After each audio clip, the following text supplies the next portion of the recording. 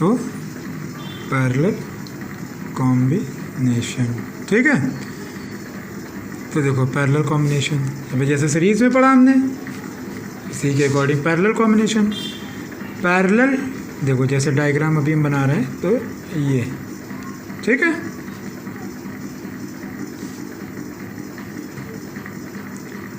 Parallel combination में इस type से डायग्राम बनता है, मतलब अलग अलग, एक तरह से अगर बात करें तो करंट फ्लो हो रही है अलग अलग सेक्शंस, ठीक है, अलग अलग वायर में। जैसे घर के कमरे होते हैं, तो एक कमरे का अगर फ्यूज़ निकाल दो तो दूसरे कमरे की लाइट जल रही होती है ना, मेन स्विच हटा नहीं हम बात कर रहे हैं, ठीक है। इसलिए काफ़ी एक तार जाते हैं ना भाई घरों के, वो पैरेलल कॉम्बिनेशन कि इस कमरे की लाइट इस वाले तार से आ रही है, इस कमरे की इस तार से आ रही है ना, तो वही चीज़ होती है। तो इसका मतलब, लेकिन वोल्टेज देखो सब में सेम होता है। अगर एक कमरे की लाइट धीमी है तो सभी कमरे की लाइट धीमी हो रही होगी। तो इसका मतलब अगर हम बात करें तो पैरेलल कॉम्बिनेशन में क्या चीज़ सेम होती है? वोल्टेज सेम होता है। और क्या चीज़ डिफरेंट होती है? करंट जो होती है वो अलग अलग बहती है। जैसे यहाँ पे I1 हो गई, यहाँ पर I2 हो गई और यहाँ पर I3 हो गई। क्लियर है? लेकिन वोल्टेज सबके में क्या होगा? सबके लॉन्ग सेम होगा। तो फिर से वही चीज़, लेट अस कंसीडर, क्या हमने कंसीडर करा? Let us consider R1, R2 and R3 are three resistance connected in, कैसे कनेक्ट है? कनेक्टेड इन पैरेलल कॉम्बिनेशन, है भाई, पैरेलल कॉम्बिनेशन, ठीक। सिंस वोल्टेज इज सेम, ठीक है। सो अब फिर से,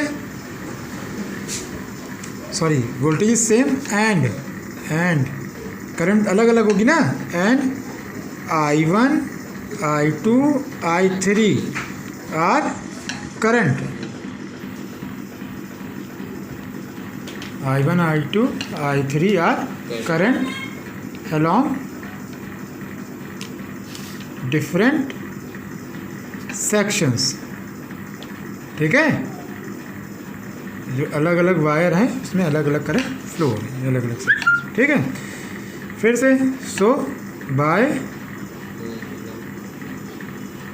ओम्स लॉ, तो अगर हम बात करें तो V equals to I R होता है। तो इसका मतलब I1 equals to V upon R1, I2 equals to V upon R2, I3 equals to V upon R3, ना भाई, सही है, ठीक। तो अब टोटल करंट अगर हम बात करें कितनी हो रही है? टोटल करंट I कितना हो जाएगा? I1 plus I2 plus I3, total current इतनी फ्लो होगी।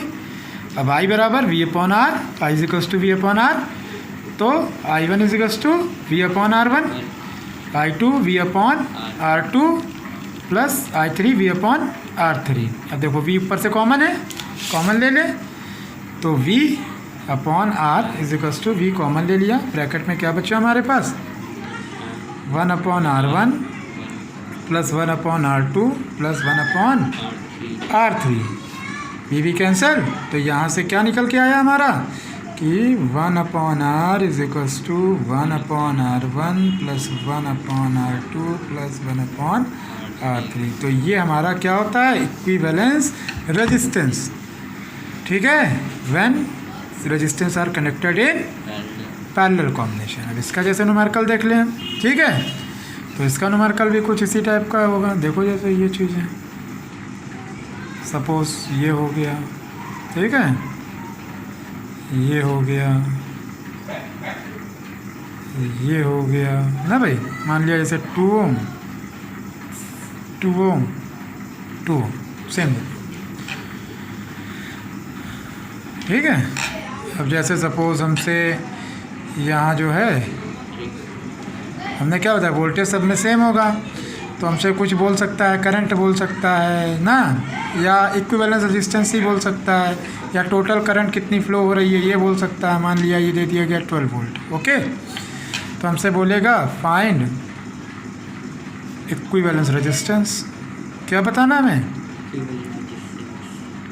इक्विवेलेंस रेजिस्टेंस, ठीक है भाई। जहाँ जहाँ पॉइंट होता है वहाँ वहाँ करंट ब्रेक हो जाती है, तो यहाँ अलग है, यहाँ अलग है और यहाँ अलग है। तो इक्विवेलेंस रेजिस्टेंस तो हमें क्या पता है, since it is in parallel combination, किसमें ये पैरेलल कॉम्बिनेशन। तो इसका मतलब क्या है, पैरेलल कॉम्बिनेशन में इक्विवेलेंस रेजिस्टेंस का मतलब 1/r is to 1/r1 plus 1/r2 plus 1/r3, clear है।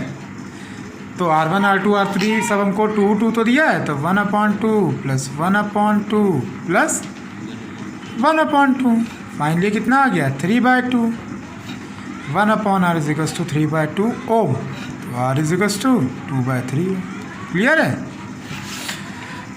दूसरे में अगर हम बात करें, जैसे कि अगर हमसे पूछ ले फाइंड करंट, फिर से find total current, total current पूछ रहा है, इंडिविजुअल नहीं, इंडिविजुअल पूछेगा तो हम इससे डिवाइड करते हुए चले जाएंगे, इंडिविजुअल करंट आ जाएगी। तो टोटल करंट की अगर हमसे बात पूछ रहा है तो भाई I इज टू क्या होता है, V is to I R से I इज टू V/R, तो V हमारा है 12, तो अपॉन R की वैल्यू 2/3, तो अपॉन वाला भाई 2/3, तो ये सबसे ऊपर चला गया, तो 12 इंटू 3/2, तो 2 6 12, फाइनली कितना आ गया 18, 6 3 18 सॉरी एम्पियर करंट है ना ये,